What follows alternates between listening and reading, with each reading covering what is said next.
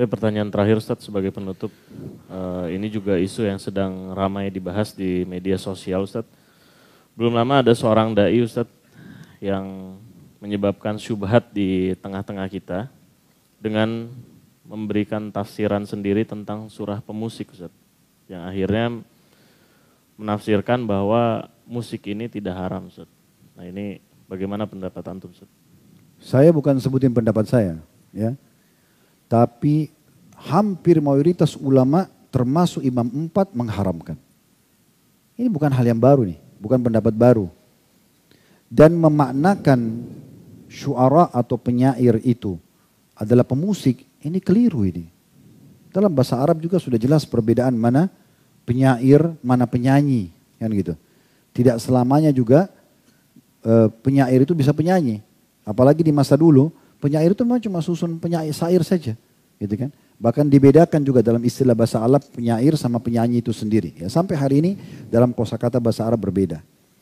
Kalau dalam masalah hal ini tentunya saya bukan mendapat pendapat baru ya, tapi insya Allah coba saya bacakan beberapa yang saya tahu berhubungan dengan masalah pendapat-pendapat ulama dalam masalah ini ya. Coba saya searchingkan dulu. Ya.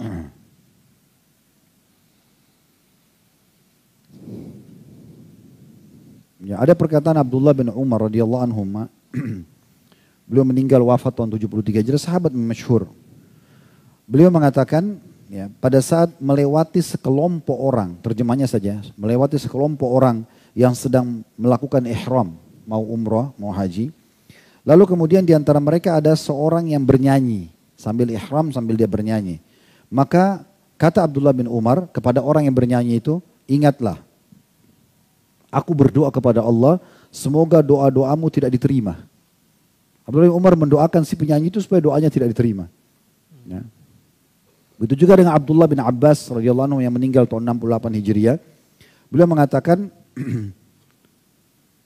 seluruh alat-alat musik atau ma'azif hukumnya haram. Bahkan beliau mengatakan beduk, gendang dan sejenisnya juga serta seruling masuk dalam hukum haram. Ini perkataan sahabat, ya. Ini teman-teman bisa melihat tentunya tidak asing di dalam buku-buku yang sangat masyhur. Seperti misalnya, kalau tadi pendapat Abdullah bin Umar itu dari kitab Zammul Malahi. Ya. Zammul Malahi di nomor 17, di halaman 17 dan juga Talbis Iblis yang tulis oleh Ibnu Qayyim di halaman 240. Ya. Kemudian juga kalau yang tadi Abdullah bin Abbas radhiyallahu anhuma yang mengatakan haram alat-alat musik atau ma'azif itu diriwayatkan oleh Al-Baihaqi dalam sunan beliau serta juga disahihkan oleh para ulama. Ya. Begitu juga dinukil pendapat-pendapat para ulama-ulama yang masyhur dari Imam 4 pun sama. Pendapat-pendapat mereka mungkin ini kalau saya ingin bahas cukup panjang tapi teman-teman bisa nanti melihat ya. Tapi kita coba mulai dulu dari generasi setelah sahabat ada Umar bin Abdul Aziz yang beliau wafat tahun 101 Hijriah ya. Beliau jadi khalifah waktu itu tahun 99 selama 2 tahun sampai 101. Beliau mengatakan pada saat menulis surat kepada guru anaknya. Beliau mengatakan kepada guru anaknya, hendaklah yang pertama kali engkau tanamkan keyakinan pada anak-anakku dari akhlakmu adalah membenci alat-alat musik. Jadi Umar bin Aziz berkata kepada guru anak-anaknya, yang paling pertama kalau saya kepada anakku, kau harus tunjukkan kalau kau benci musik itu. Ya. Yang pertama, sesuatu yang dimulai dari syaitan dan akibatnya ialah mendapatkan kemurkaan dari Allah yang Maha Pengasih. Karena sungguhnya telah sampai kepadaku dari para ulama yang terpercaya bahwa menghadir alat-alat musik dan mendengarkan nyanyian serta menyukainya akan menumbuhkan kemunafikan dalam hati. Ini perkataan Umar bin Abdul Aziz tahun 101 Hijriah meninggalnya. Kita sekarang 1445 Hijriah. Ini masih generasi awal ya. Beliau mengatakan karena nyanyian serta menyukainya akan menumbuhkan kemunafikan dalam hati. Sebagaimana air menumbuhkan rumputan. Demi Allah sungguhnya menjaga hal itu dengan tidak mendatangi tempat-tempat tersebut lebih mudah bagi orang-orang yang berakal daripada bercokolnya kemunafikan dalam hati. Kalau kita kembali juga mereview keadaan Nabi SAW, tiba-tiba saya teringat salah satu yang pernah saya temukan dalam buku-buku sirah yang unik ini sebelum Nabi SAW dinobatkan jadi Nabi ya. Waktu beliau masih mengembala domba, salah satu yang ditulis oleh ulama sirah itu, Nabi SAW diselamatkan dari segala macam pelanggaran agama, diantaranya mendengarkan musik dan menonton para penyanyi. Itu disebutkan dalam buku-buku sirah. Satu waktu disebutkan dalam buku-buku sirah itu, beliau pernah mendengarkan dari teman-temannya pengembala-pengembala. Nabi itu mengembala domba dari umur 8 tahun sampai umur 21 tahun. Jadi 13 tahun beliau mengembala domba. Tapi nggak disebutkan di umur keberapa, di tahun keberapa ini beliau, riwayat ini cuma dikatakan salah satu riwayat pernah beliau dengar dari teman-teman pengembalanya yang lain waktu kumpul, waktu beliau mau pulang sore hari mengembalikan domba-domba. Mereka menceritakan semalam itu ada acara perkawinan dan ada penyanyi, musik begini dan begitu. Sampai Nabi SAW tertarik mendengarkan cerita itu. Lalu beliau bilang, besok kalau ada acara lagi, saya akan coba melihat, tolong kamu jaga gembalaan saya.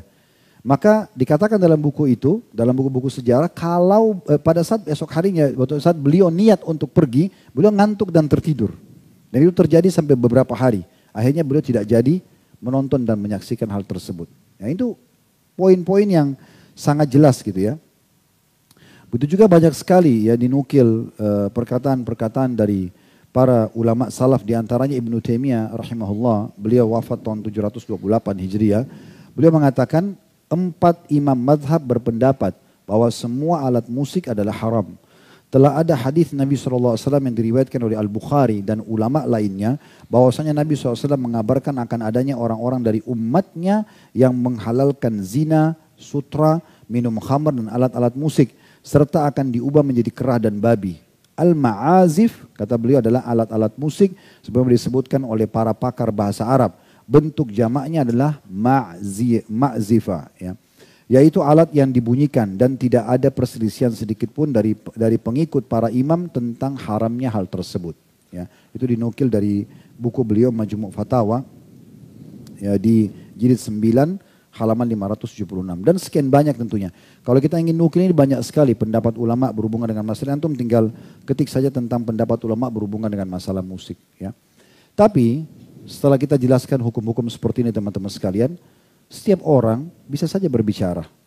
Kita tidak akan pernah di majelis kita menyalahkan siapapun.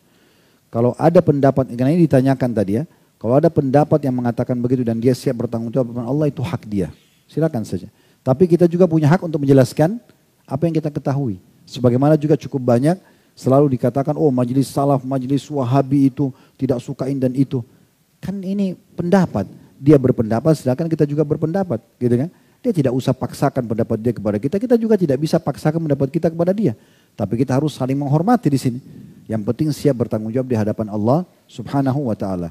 Tapi insya Allah hukum ini tidak asing, antum bisa searching di Google, cukup banyak tulisan artikel-artikel, ceramah-ceramah para ulama menjelaskan masalah ini. Dan ini bukan dari saya pribadi, karena ini hukum ini sudah sangat lama ya.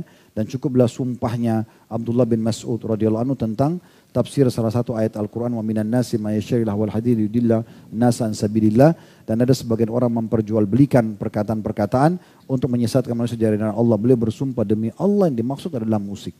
Beliau bersumpah begitu. Dalam sebuah asar dinukil oleh Ibnu Qayyim rahimahullah dalam buku beliau